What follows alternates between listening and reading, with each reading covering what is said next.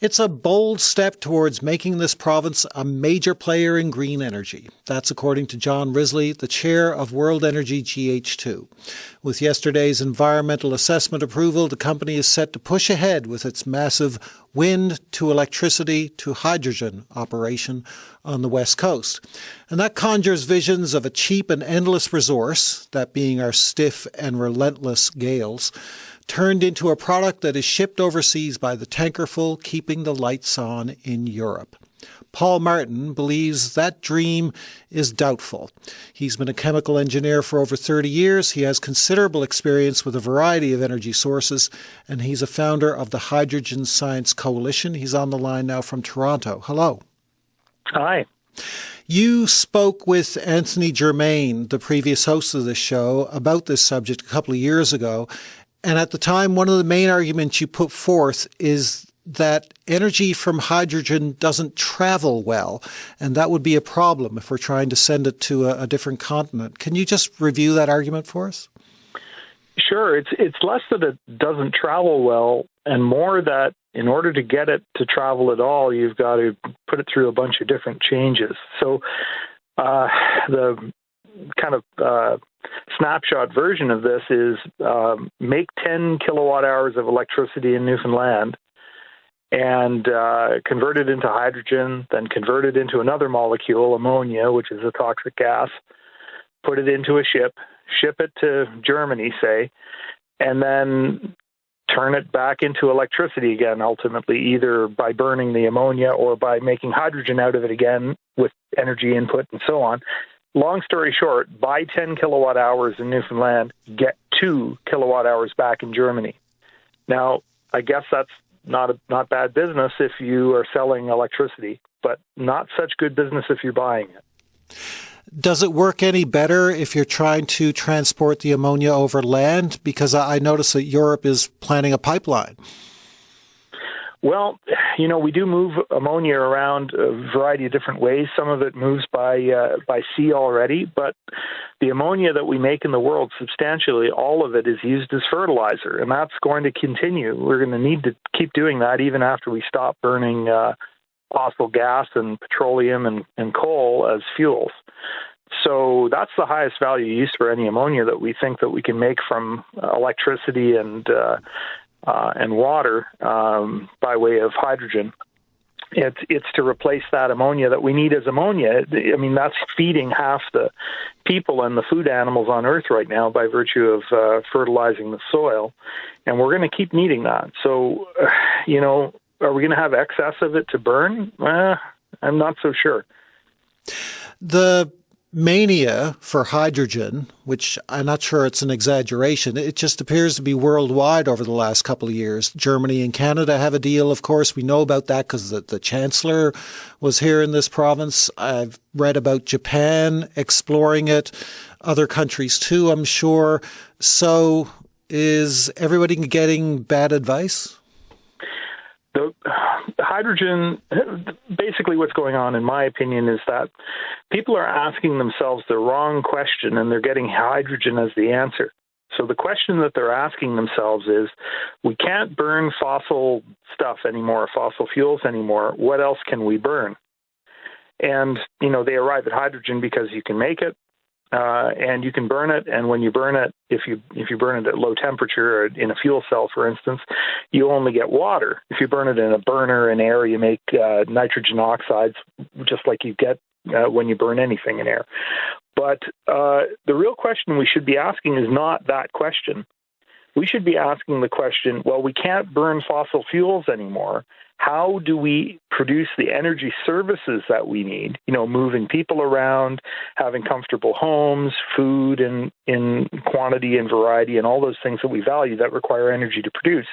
How do we get those energy services without generating greenhouse gas emissions? And the answer to that question, the right question, is almost never hydrogen. Do you think hydrogen has been popular, or at least been considered as a very popular option, because it already feels like what we already do?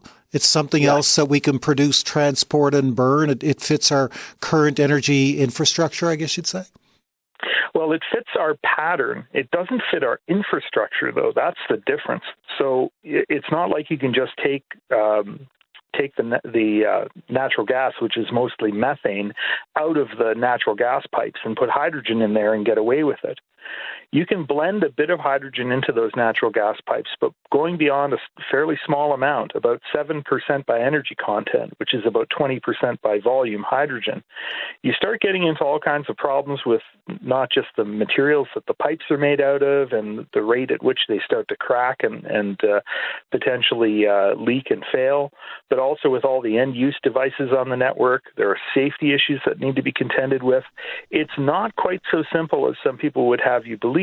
Now, this isn't, I don't think, what the Germans are planning to do. What they're trying to do is to replace their natural gas that they, are currently getting from Russia, but also from other places in the world now, for making electricity and for uses like that.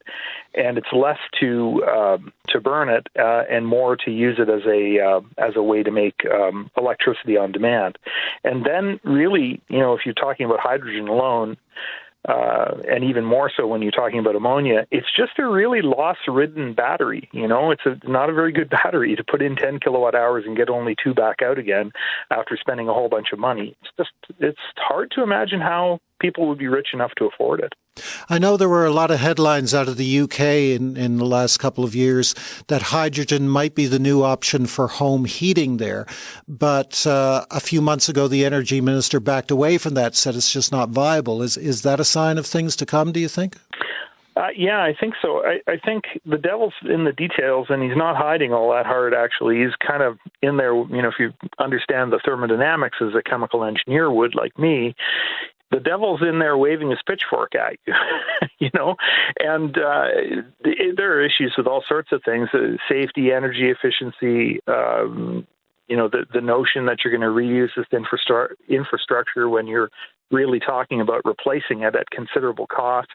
And then the motivations behind it, which honestly, in a lot of cases, it seems pretty clear that when you're talking about hydrogen for home heating, what you're really talking about is a predatory delay strategy. So this is a way to keep burning gas for longer and feel good about it. What about fertilizer that you mentioned earlier? You need ammonia to make it. The world always needs it, as you're saying, probably more than ever. For an operation like the one that's going to be based here, would that maybe be a viable export market? Well, we use a lot of ammonia fertilizer here in Canada, especially in the western provinces, and we make it all from natural gas. And the reason we do that is that it's cheap. And I would love to see a day when we stop making natural gas-derived ammonia in Western Canada, and instead we make it from abundant wind energy in Eastern Canada, and we have that reverse direction export. That would be really rather wonderful. But in order to get to that point, you have to have a really honest discussion about who's going to pay for it. And farmers aren't going to buy green and clean ammonia, by choice.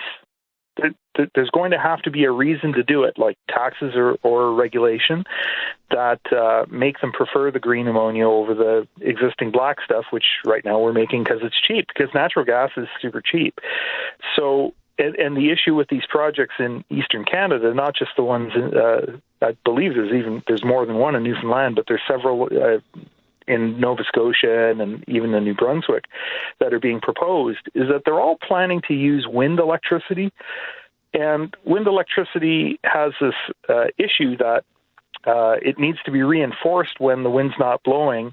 Otherwise, the equipment that you're using to make this hydrogen and then ammonia afterwards, that equipment is sitting there most of the time not doing anything.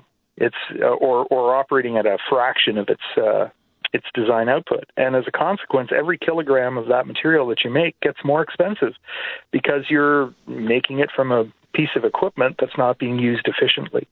And if you can make ammonia, for instance, in a place like Australia, where they've got both wind and sun, and it happens that the sun comes out when the wind is dying down and vice versa, you can produce twice as much hydrogen and hence twice as much ammonia from a given cost of equipment as you could from just wind in Newfoundland. So it does make it a little hard to understand how it's going to be economic. There is plenty to dig into here, but we will leave it there for now. We really appreciate your perspective on this today. Thanks a lot. That is Paul Martin. He's been a chemical engineer for 30 years, and he's one of the co-founders of the Hydrogen Science Coalition.